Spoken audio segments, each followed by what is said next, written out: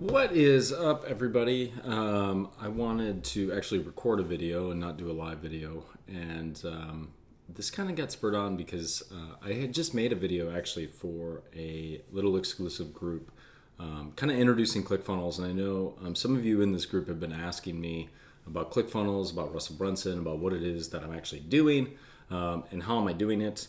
And so I wanted to talk about some of the things today that I think are actually important before you ever even hop into ClickFunnels, or if you're thinking about having a business online. Or a business in general, to be honest. This concept that I'm going to talk about today is directly applicable to any business. It's actually, I consider it the core business opportunities, right? So it's almost like the trifecta. We're going to talk about three different concepts today. One I touched on a previous video. But if you can nail these three things, whether you take a business offline or online, it really doesn't matter. But I do know that there's a lot of interest in the group to say, hey, I want to learn how to do this better in my own business. So ClickFunnels is an amazing tool. Russell Brunson is an amazing guy. He's a wealth of information, and most of this material I'm going to talk about comes from either Expert Secrets or .com Secrets, but trying to put my own spin on things so that you can kind of take some of those concepts and apply them in your own business. So I want to talk about three concepts, okay? So this is literally like the trifecta, okay? And if you can master these three concepts, you will be wildly successful in whatever you do. If you don't nail these three, you might still be semi-successful, but you won't be nearly as successful as if you do master them, okay? So there's three things that I want to talk about. Okay, the first one is exactly what we talked about before in the previous video, which is creating a mass movement. So if you remember this, okay, if we're creating a mass movement, like you want people to actually buy what it is you're selling, you have to create a mass movement at some level. And the bigger the mass movement, the more you will sell. It's given, right? And I talked about this concept. There was an attractive character, a leader. There was something about the person or the brand that really appealed to other people. And I can really dig into this. And if you read Expert Secrets, especially .com Secrets, they talk a lot more about the elements of an attractive character. But for now, an attractive character can either be a brand or a person. It actually doesn't have to be me or you. It can be the brand itself. But most people will find that those they can relate to, those that inspire them, those that motivate them, those that are humorous, we tend to gravitate towards different types of attractive characters. I believe that this is the number one reason why people can be doing the same exact thing, but one person is wildly successful at it and the other person is not, or they're doing the same exact thing and they're both wildly successful at it, right? Like, for example, I follow Bob Proctor a lot more than I follow Tony Robbins, but a lot of people follow Tony Robbins and not Bob Proctor. They actually teach very, very similar things. They come at it from a different approach, but the attractive character is totally different, right? I mean, I was just at a Tony event when I was at Funnel Hacking Land. 4 hours of jumping up and down and rah, rah, rah. Bob's is like 4 hours of deep introspection. Whichever energy you're going to gravitate to, you're going to go to that attractive character. So that's the first part. The second part is the future-based cause.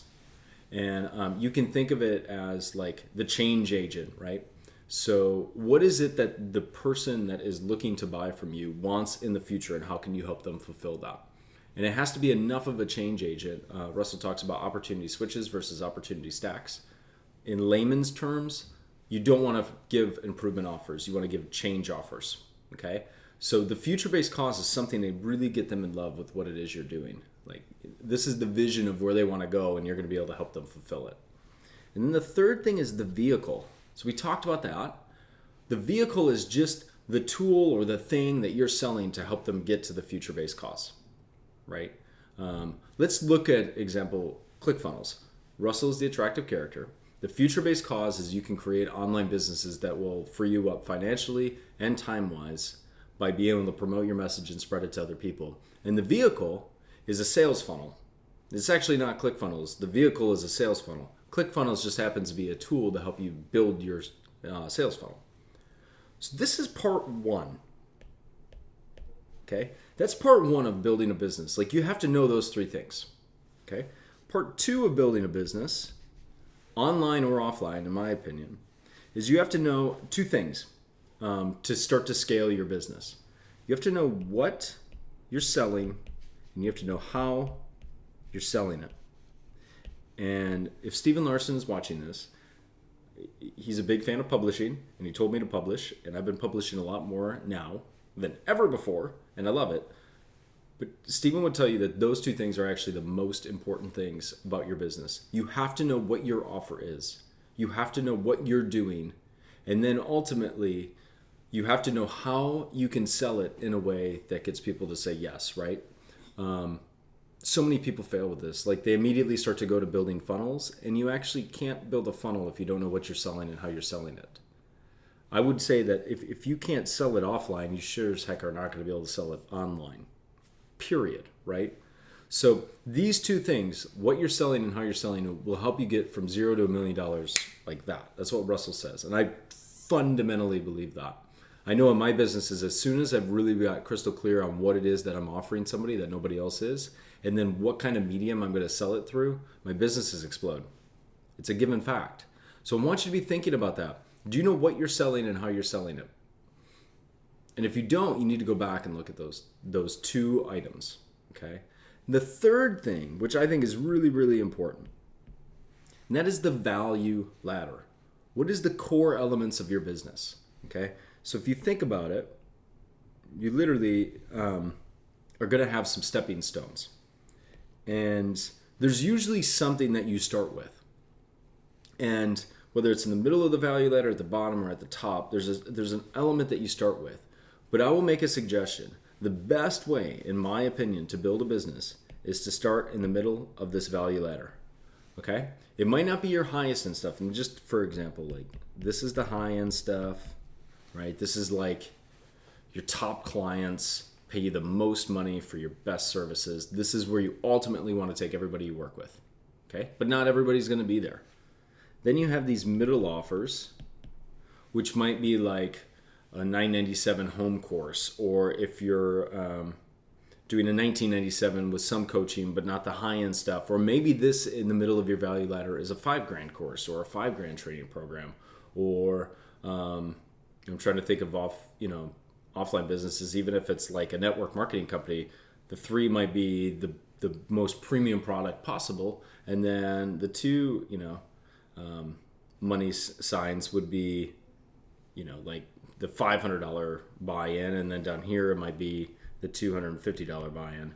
But for most people, this is actually this is like a free plus shipping offer. This is something to generate leads. This is something to get traffic into your business so that you can start to ascend them up a value ladder. Okay? Now, where most people make the mistake is they spend all of the time trying to accumulate customers and leads in this realm. So most of their energy actually goes to building the front part of this value ladder. The problem with doing that approach is you will run out of money, because for most people when they're starting, they have not figured out how to actually generate leads without paying money. It's actually one of the core tenets. Like, you have to figure out how to make this profitable or not lose money. And if you can acquire a customer and not lose money, you are golden. Like, literally, you could scale your business to whatever level you want. But when people are starting out, when you start to get in this game, it's really, really difficult to figure out how to break even on the front end. And it actually, I think, in my opinion, it takes a lot more energy and creativity to create really good front end offers than to focus your attention on this middle part. Okay? So if you focus on the middle part, for me, that's a self-study program with maybe some Q&As on a weekend. Whereas when I start to get towards the back end of my value ladder, there's more group coaching and one-on-one coaching. Okay? So I have to be very, very congruent with that. I have to be very clear in my mind. Where do I want to take this client? What is the ultimate result that I want to take this client to? And that's where the most amount of money will be made, because I'll be able to work with them on a level that I just can't work with them over here, right? So I want you to be thinking about that in your own business. Like, what is your highest end offer? Where do you ultimately want to take your dream client? Like, ask yourself that question. And that's your back end offer. And then you want to start to say, how do I stepwise, go up this ladder so that I can help them at every step of the way so that they ideally buy my product? Now, I actually heard this from Myron Golden, and it was priceless. I was at his roundtable at Funnel Hacking Live, and he said something, and it really made me think about this value ladder. He said, when you're helping somebody, like when they get to a certain level, they're going to have questions that they didn't have before, and they're going to have problems that they didn't have before. Because as you ascend up in your business, you might have a scalability issue. Like the first problem might have been, I just can't get clients. Then all of a sudden, you're getting too many clients for your demand, and you don't know how to scale your business anymore. Totally different issue, but equally challenging, right? If you can't get clients, you're not going anywhere. But if you can't scale your business, you're stuck where you're at. And what he said was this: you want to be able to almost be one step ahead of them, so that when they have that next question, like that next problem that you know is going to come up, the next thing on your value ladder could be the product. Or that's what I got out of it. I don't even know if he said it, but I was like, the wheels were turning. I'm like, oh my gosh, this is so good. So like, okay, so for example, okay, my coaching business for dentists kind of looks like this. So in the middle of my value ladder, I have dental sales secrets. And then I have personalized coaching that's all on sales and personal growth and development, and that's thinking into results. And then over here, I still have a question mark. I don't know what my front end offer is yet. And then over here, I don't know exactly what my inner circle will look like, right? So that's okay. Like you might not have all pieces of the value ladder, but you want to be working towards it. But here's what's interesting. I started to think like a dentist at this level is going to have certain problems. A dentist at this level is going to have different problems. A dentist at this level is going to have different problems. And then I could go up and a dentist at this level is going to have different problems. Most of the dentists I work with, if they're in dental sales secrets, they've had high-end technical training. They just need to know how to deliver it. Awesome. When they get to thinking into results, they might realize that some of the limiting beliefs they have is actually holding them from really catapulting their business to the next level. They have a totally different set of problems. At this level, once they get through thinking into results, the number one question that I hear dentists ask when they go through that is, how do I create multiple streams of income? How do I start to distance myself from dentistry so I can practice when I want to, not necessarily because I have to? Totally different set of problems. So if I was creating the next value, I would create a product or a program, or this is the other thing, there's actually four. There's the difference between a product and an offer. I say product, but I really mean offer. Develop an offer that will allow a dentist to be able to do what's ever next in terms of their series of problems. And you can just keep going up that way. Okay, so here's a bonus. So this is the trifecta, and I'm giving you a lot of information on this video, but this is really important. So this is the fourthecta. The fourthecta, okay? There is a fundamental difference between a product and an offer. And where most people suffer is they try to offer a product, and you can't sexify a product enough to get people to buy it. What people buy is offers, opportunities, things that they can't get anywhere else. And when you start to really understand the difference between a product and an offer, your business will explode as well. Because you're no longer competing on a product level. If you're competing with products, guess what you're competing on? Price. If it's an offer, you're giving them something that nobody else can get.